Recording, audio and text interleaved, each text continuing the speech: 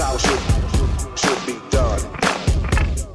This how it should be done. This how it should be done. This how it should be done. This how it should be done.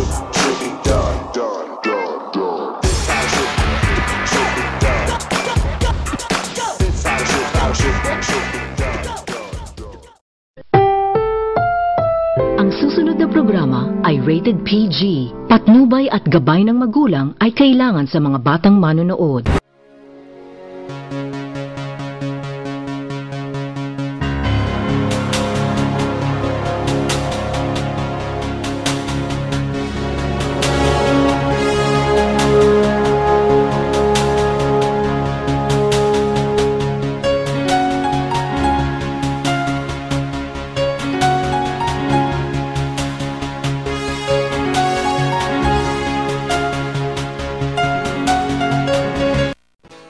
Isang mapagpalang umaga po sa ating lahat, sa lahat po ng nanonood sa kanilang mga tahanan at sa inyo pong mga tahanan. Isa pong malugod na pagbati mula po sa pangalan ng ating Panginoong Hesus at ang biyaya ng Panginoon po ay sumagana sa ating lahat. Sa umagang ito, narito na naman po tayo sa ating programang Connect to God and Click for God. At patuloy po nating inaasahan ang presensya ng Panginoon po na siyang mararamdaman natin sa buong oras po ng ating segment na ito. At upang po lalo po nating ma-appreciate ang presence po ng Panginoon, tayo po ay dumako sa isang pananalangin. Dakilang Diyos na makapangyarihan sa lahat,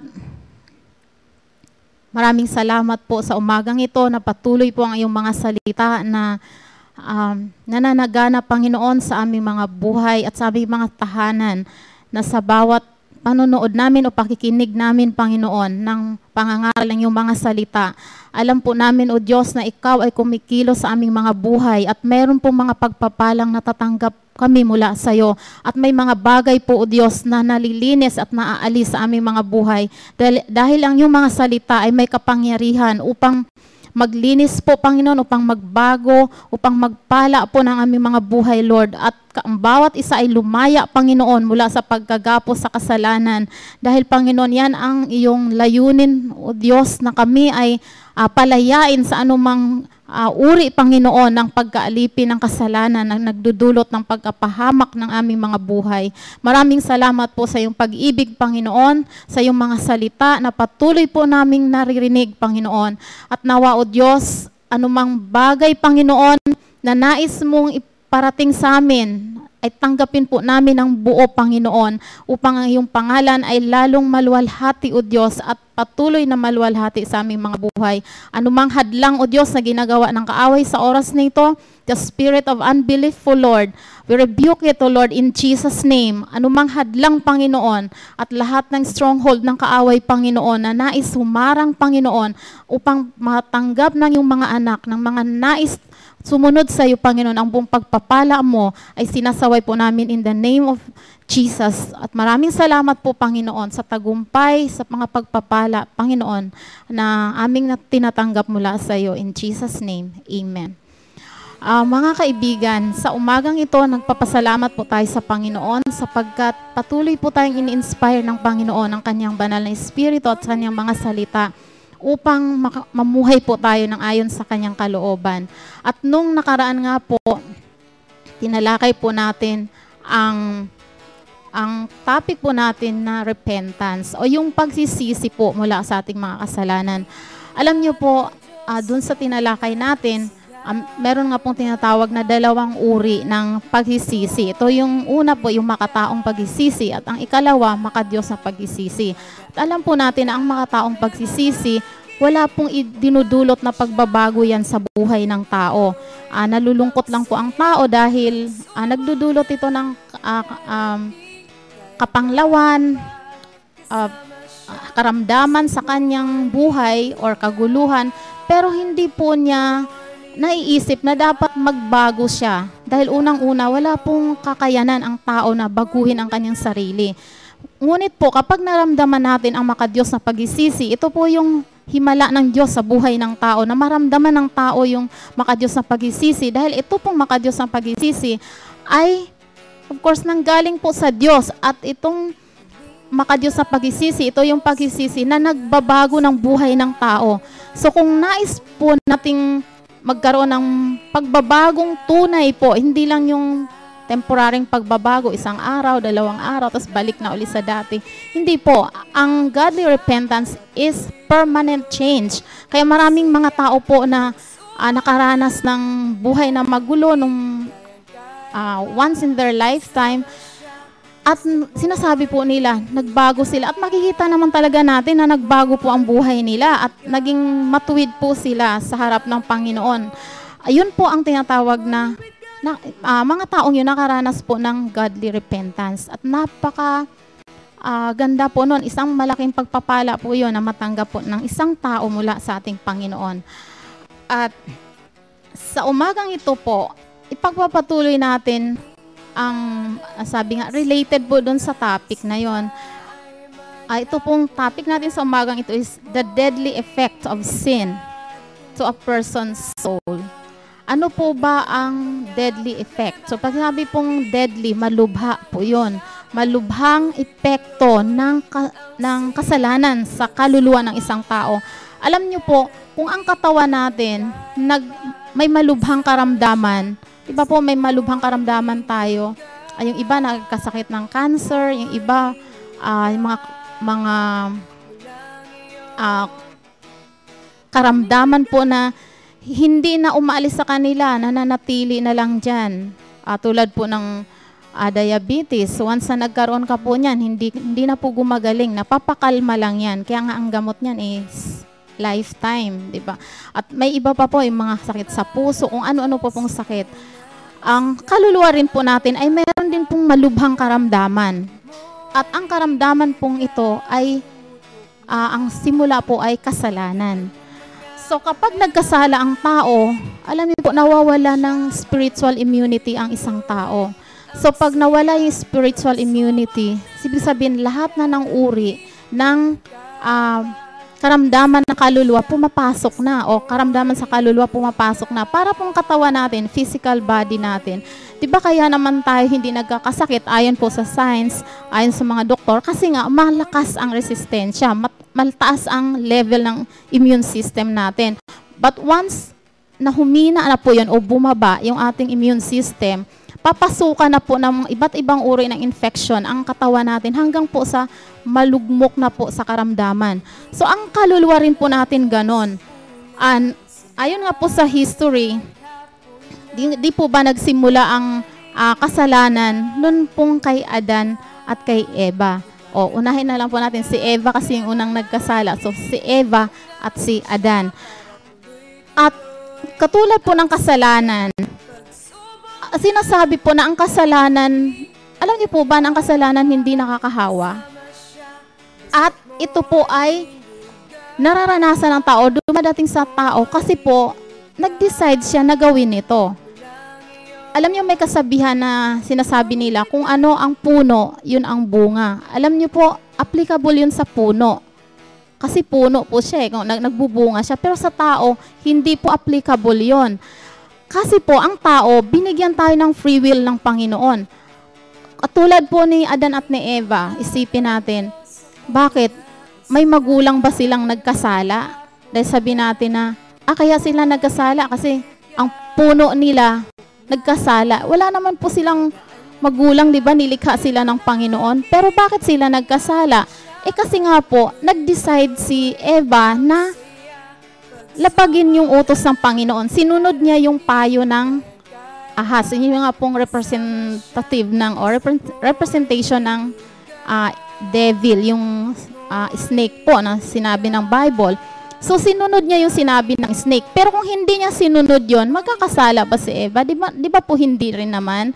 Kung si Adan din po, nung inalok siya ni Eva na kumain ng bunga po na yon, kung hindi po siya kumain, di ba hindi rin po siya magkakasala?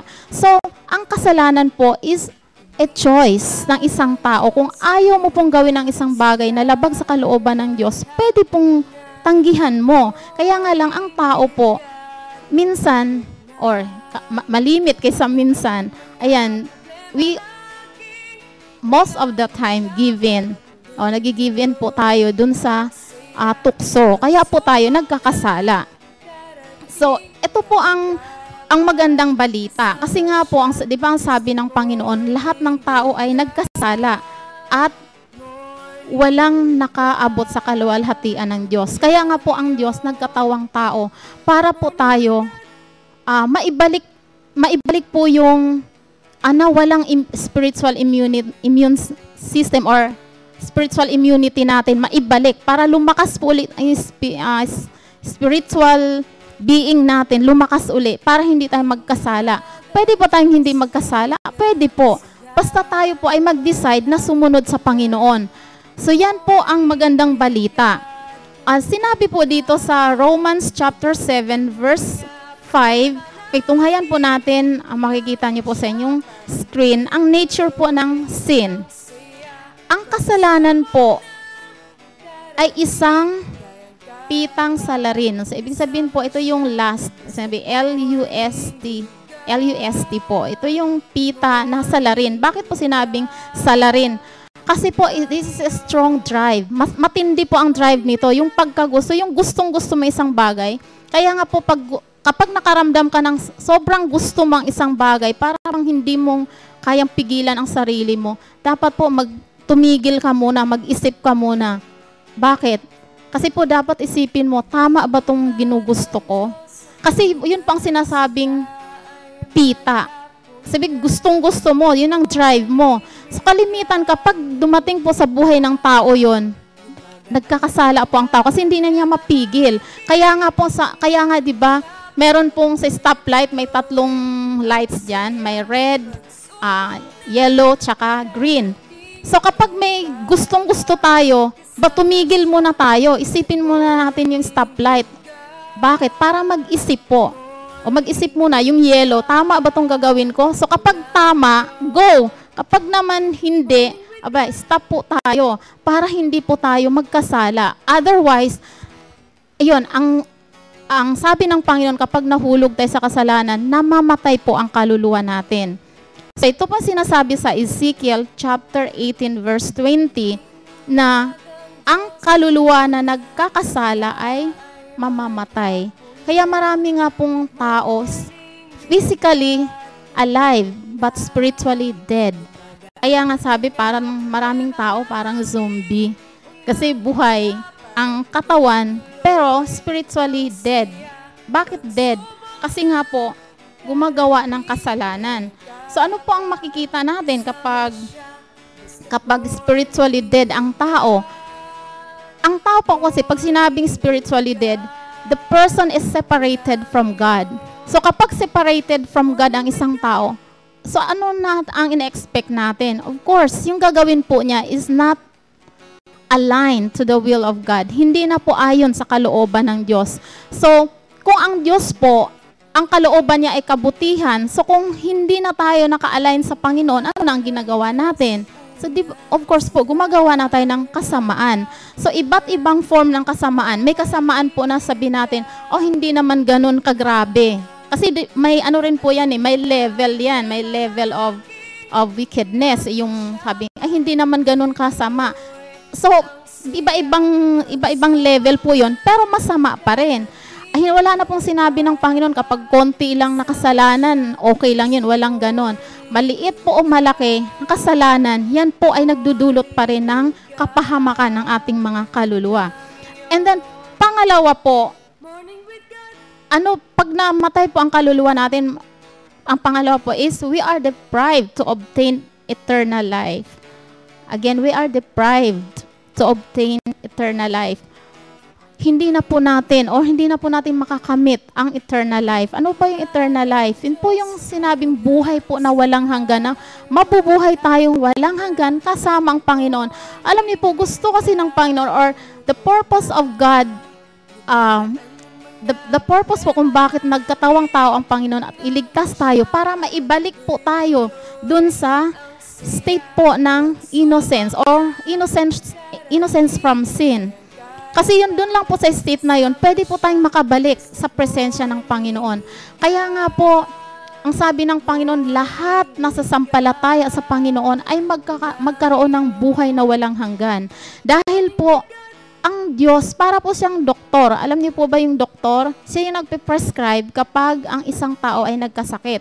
So, ang isang tao pong may sakit, kapag po sinabihan siya ng doktor na ito ang gawin mo, ito ang inumin mo, pag hindi niya po sinunod ang sinabi ng doktor, gagaling po ba siya? Di po ba hindi naman? Lalo pag malubha ang sakit niya, hindi siya gagaling kasi kailangan po ng tulong ng medisina. Ganyan din po sa kaluluwa natin. Kailangan po natin ang Diyos kasi siya ang ating dakilang manggagamot.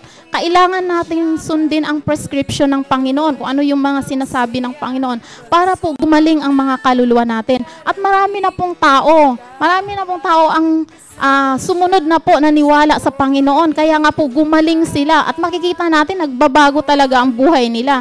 Kasi ang Diyos po ay ang doktor po, the great physician of our soul.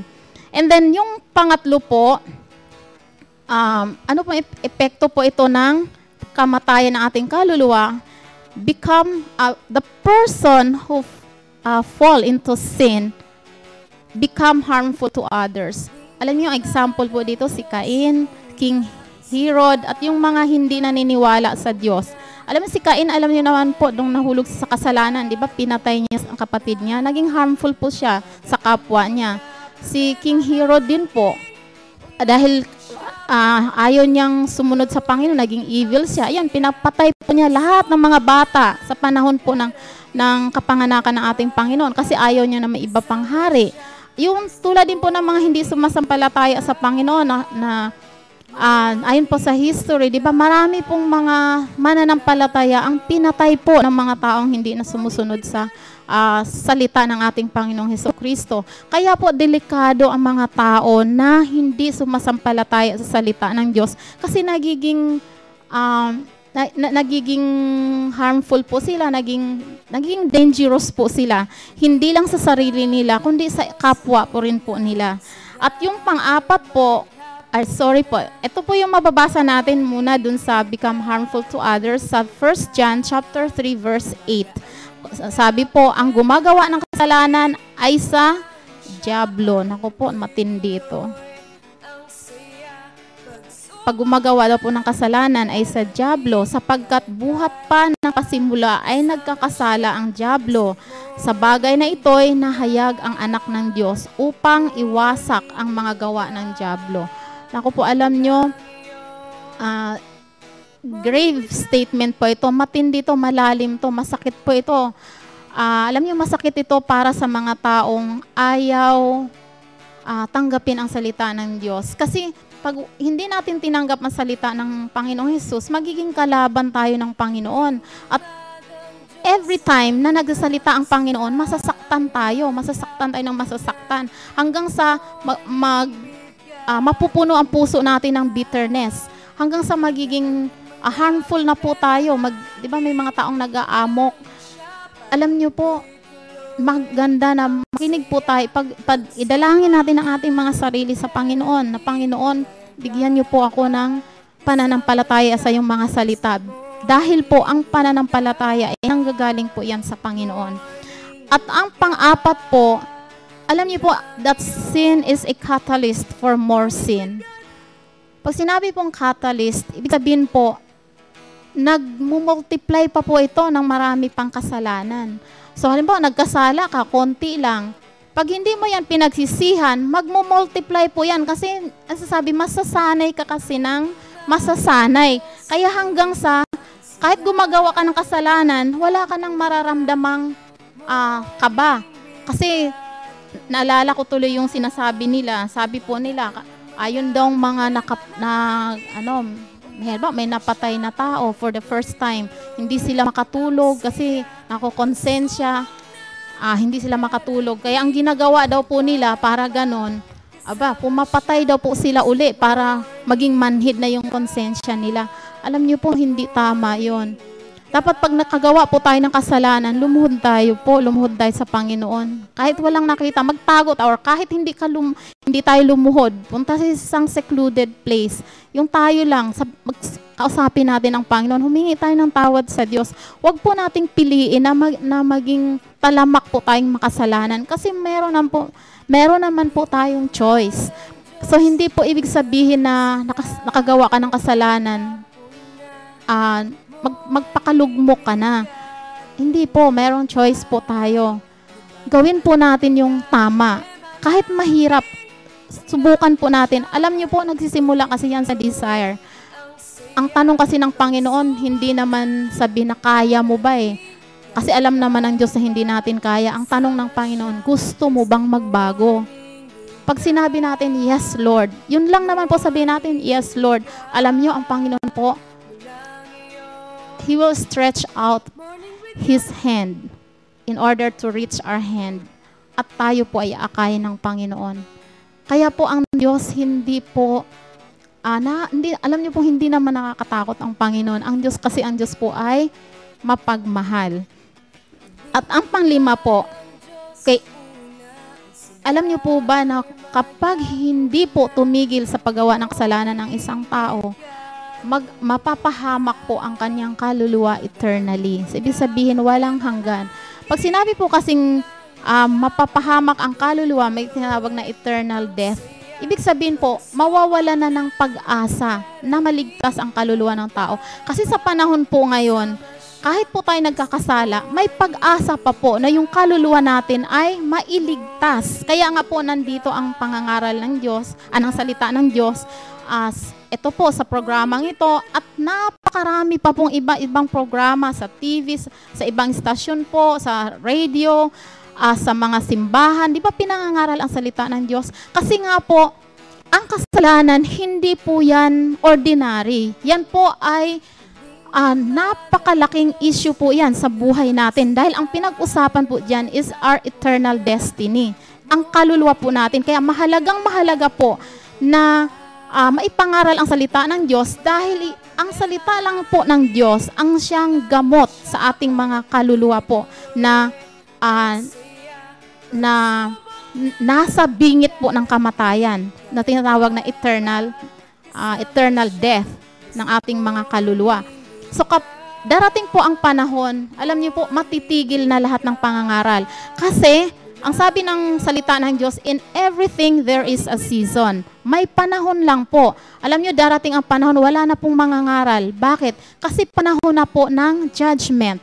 So pag dumating na po ang judgment at hindi pa po tayo nag-decide na lumapit sa Panginoon para ipagamot po ang ating mga kaluluwa po na nasa bingit ng kamatayan.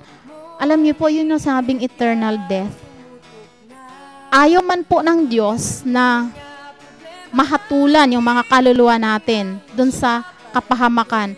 Pero if that is our choice, binigyan po tayo ng Diyos ng kalayaan. Alam niyo, sabi nga po, wala namang tao na pupunta sa impyerno dahil po sa kasalanan at dahil sa siya ay masama. Alam niyo po ba, hindi siya pupunta, walang tao pupunta doon dahil sa makasalanan at masama. Bakit? Lahat naman tayo po naging makasalanan at in some point of our lives, naging masama po tayo.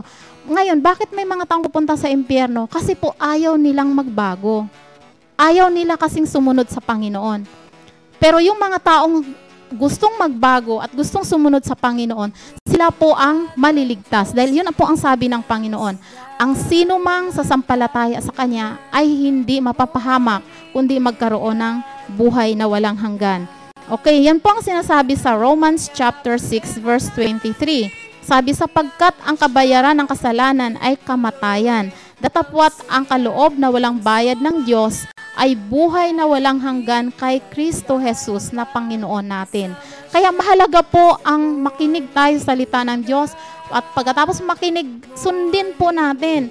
Gawin po natin yung prescription ng Panginoon para gumaling po tayo sa ating mga spiritual diseases or spiritual sicknesses. Kaya kung kayo po ay nag-iisip, bakit ganito ang buhay ko? Bakit parang ang hirap naman ang kinasasadlakan ko. Alam niyo po, isa lang ang message ng Panginoon or isa lang ang tanong ng Panginoon. Gusto mo bang magbago? Gusto mong umayos ang buhay mo? Ngayon, kung ang sagot mo, yes, Lord, gagaling ka, mababago yan. Pero kung babaliwalain mo ang invitation ng Panginoon sa'yo, hindi mababago ang sitwasyon mo. Hanggang hindi ka nagpasya na sumunod sa Panginoon, hindi rin magbabago ang iyong kalagayan. Okay, so, dyan, okay, kung naramdaman nyo po, mga kababayan, mga kaibigan, ang salita ng Panginoon na kumikilos sa inyong buhay, pasalamatan niyo po ang Panginoon at sa oras na ito, tunghayan po natin ang isang inspirational Christian video.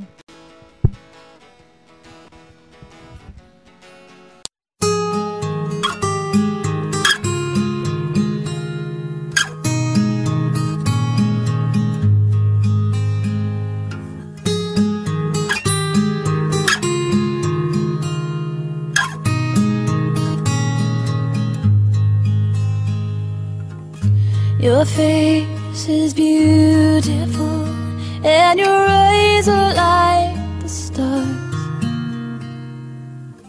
Your gentle hands have healing there inside the scars. Your loving arms, they draw me near, and your smile, it brings me peace. Draw me closer, oh my Lord, draw me closer, Lord, to Thee.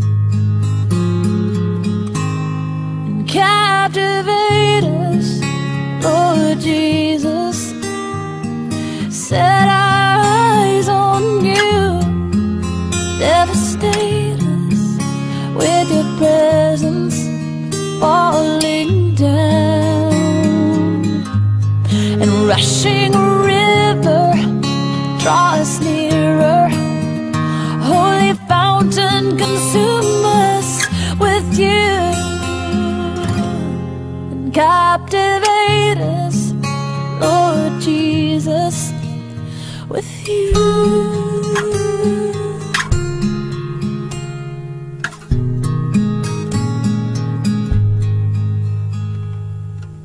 Your voice is powerful, and Your words are radiant bright.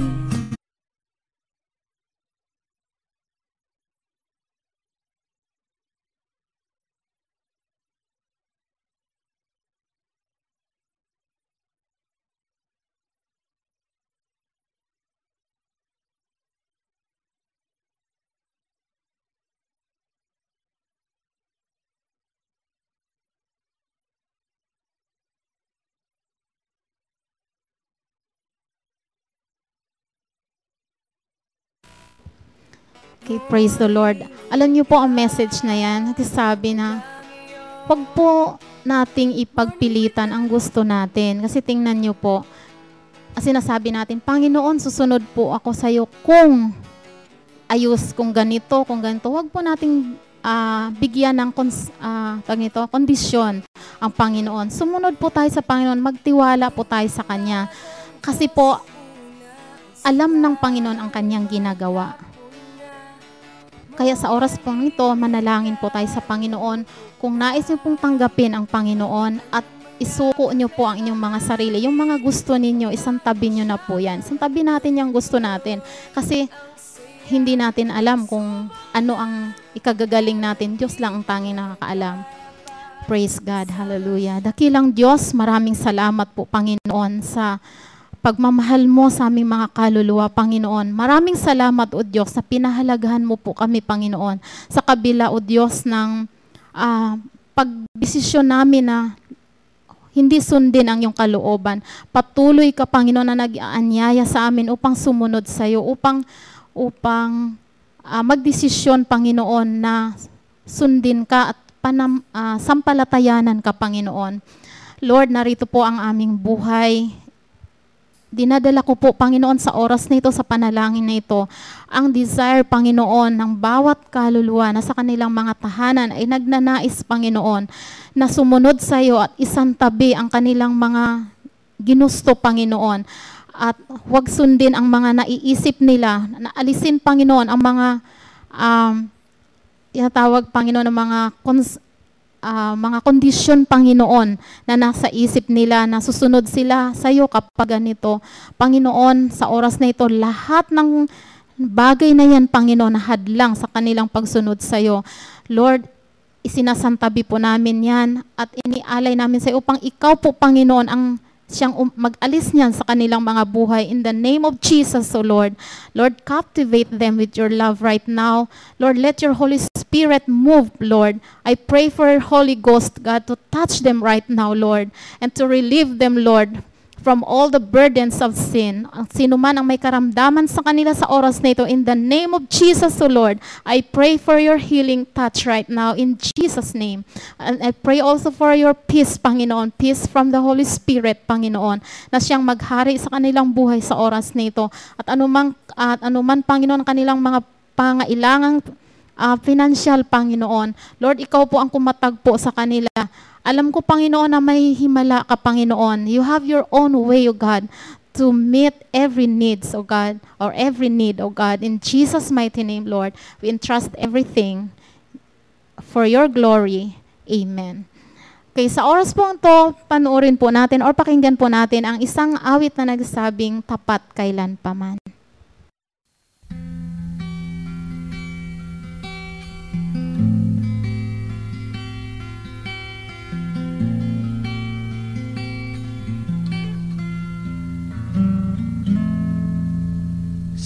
Panginoong Jesus, ako magtitiwala sa biyaya niya't habag.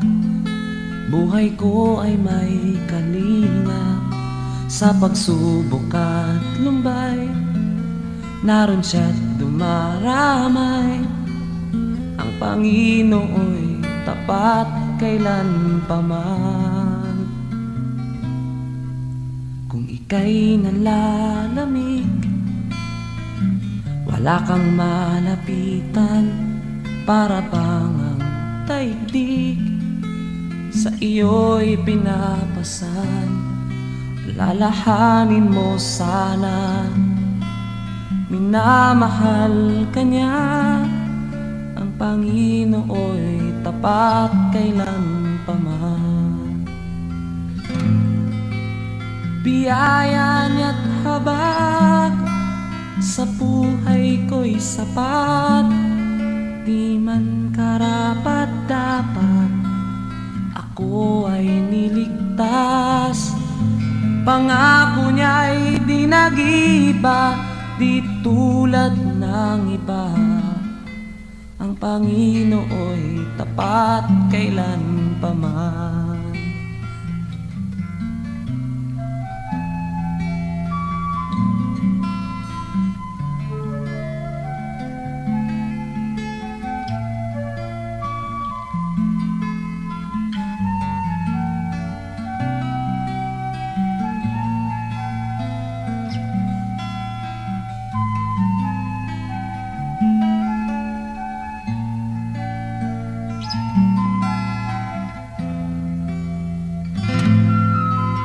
Biyaya niya't habag sa buhay ko'y sapat.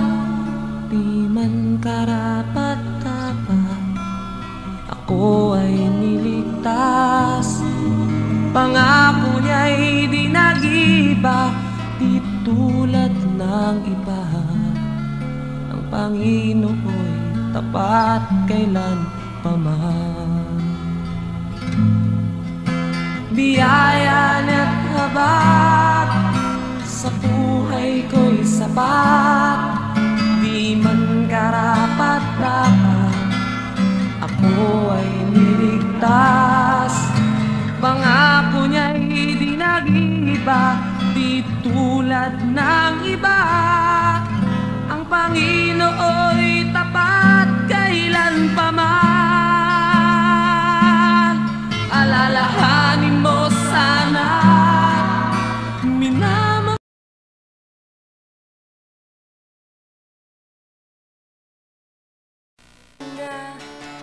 Praise God. Kung kayo po ay hindi pa nakaranas na magtiwala sa Panginoon, bakit hindi niyo po subukan ang Panginoon? Alam niyo, sabi nga po, ang Panginoon ay hindi katulad ng iba. Ang pangako kasi ng tao po nagbabago, pero ang Diyos po hindi. So sabi ng Panginoon, subukan niyo ako ngayon. Subukan po natin ang Panginoon para maranasan po natin ang masaganang biyaya ng Diyos. At kung kayo po ay may mga magandang kwento or kayo po ay pinagpala sa programang ito, nais po naming marinig or malaman po ang inyong mga kwentong yan. Share nyo po para naman magkaroon din po kami ng kagalakan mula po sa inyong mga patotoo, yung mga testimonies. At pwede nyo pong i-text sa Globe po sa 0916332335 at sa Sun po 0932-9156930 at sa email po morningwithgod@yahoo.com. Okay, yan po. Nagtapos ang ating programa sa umagang ito. Patuloy nyo pong abangan ang sunod po na programa bukas din po sa ganito rin pong oras. At sa pagkataong ito po, abangan natin ang susunod na programa, ang Kasandigan ng Bayan, kasama po ating kasandigan Chris Sanchi.